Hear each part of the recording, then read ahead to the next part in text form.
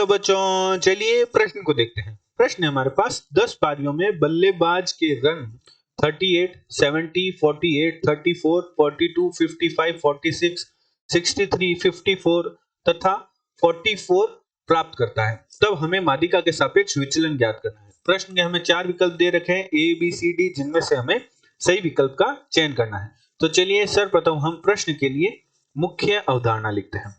मुख्य अवधारणा, तो हमारे प्रश्न के लिए मुख्य अवधारणा होगी मादिका के सापेक्ष विचलन ज्ञात करने का सूत्र क्या होता है। मादिका के सापेक्ष विचलन, मादिका के सापेक्ष विचलन का हमारे पास सूत्र होता है बराबर सिग्मा i 1 से n मापांक xi माइनस m बटा n, जहां n क्या है, पदों की संख्या है, और m क्या है, मादिका है। तो मादिका ज्ञात करने के लिए सर्वप्रथम हम जो हमारे पास प्रेक्षक दे रखे होते हैं उन्हें हम आरोही क्रम में व्यवस्थित करते हैं, आरोही क्रम में लिखते हैं। तत्पश्चात यदि पदों की संख्या, यदि n है वह सम संख्या हो, यदि हमारे पास पदों की संख्या सम संख्या हो, तो हमारे पास जो मादिका का सूत्र है वह हमारे पास मादिका का सूत्र होता है n बटा 2वां पद प्लस n बटा 2 प्लस 1वां पद बटा 2 हमें मादिका का मान देता है। यदि n का मान अर्थात विषम संख्या हो, यदि हमारे पास पदों की संख्या विषम संख्या हो, तो हमारे पास जो मादिका का सूत्र है वह हमारे पास होता है, मादिका का सूत्र हमारे पास होता है n प्लस 1 बटा 2वां पद हमारे मादिका होती है। अतः प्रश्नानुसार प्रश्न में हमारे पास प्रेक्षण दे रखे हैं, अर्थात हमें रन दे रखे हैं, उन्हें हम सर्वप्रथम आरोही क्रम में व्यवस्थित करते हैं। तो हम रन को x द्वारा प्रदर्शित करते हैं और इन्हें आरोही क्रम में व्यवस्थित करते हैं।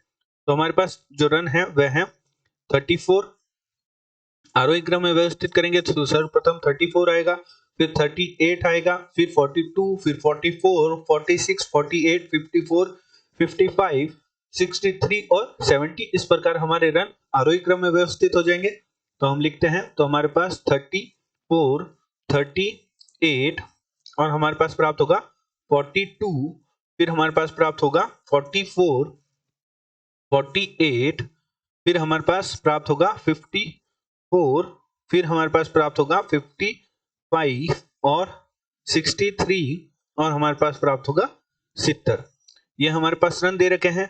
तो चलिए सर्वप्रथम हम मादिका ज्ञात करते हैं। क्योंकि हमारे पास जो पदों की संख्या है उनका मान हमें दे रखा है 10 दे रखा है, तो हमारे पास जो मादिका का सूत्र होगा वह हमारे पास सम संख्या का सूत्र हो जाएगा।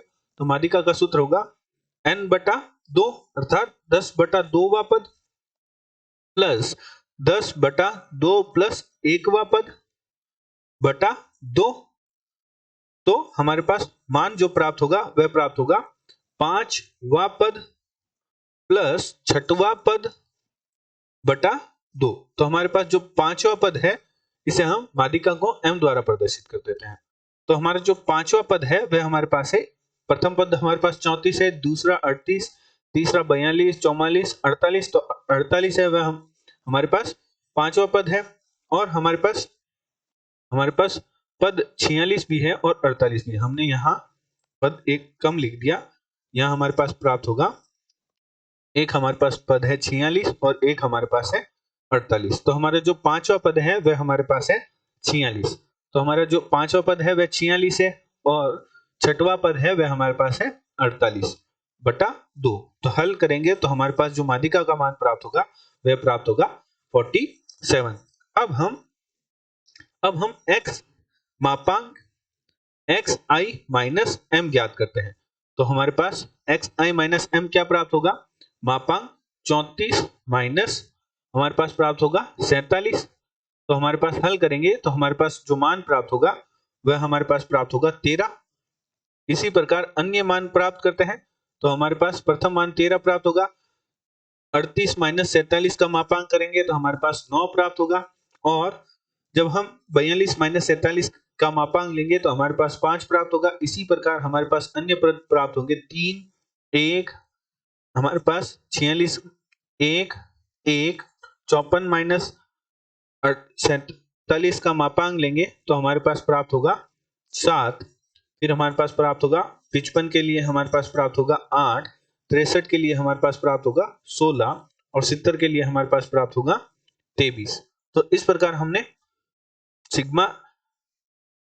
हमने मापांक xi माइनस m का मान प्राप्त कर लिया। तो हमने माध्यिका के सापेक्ष विचलन का जो सूत्र देखा था उसमें हम मान रख देते हैं। तो मान रखने के लिए हमें यहाँ इनके जोड़ की आवश्यकता होगी, अर्थात सिग्मा i बराबर 1 से n मापांक xi माइनस m के जोड़ के मान की आवश्यकता होगी। तो हम इन सभी पदों को जोड़ लेते हैं। तो जब हम इन सभी पदों को जोड़ेंगे तो हमारे पास जो मान प्राप्त होगा वह प्राप्त होगा 86।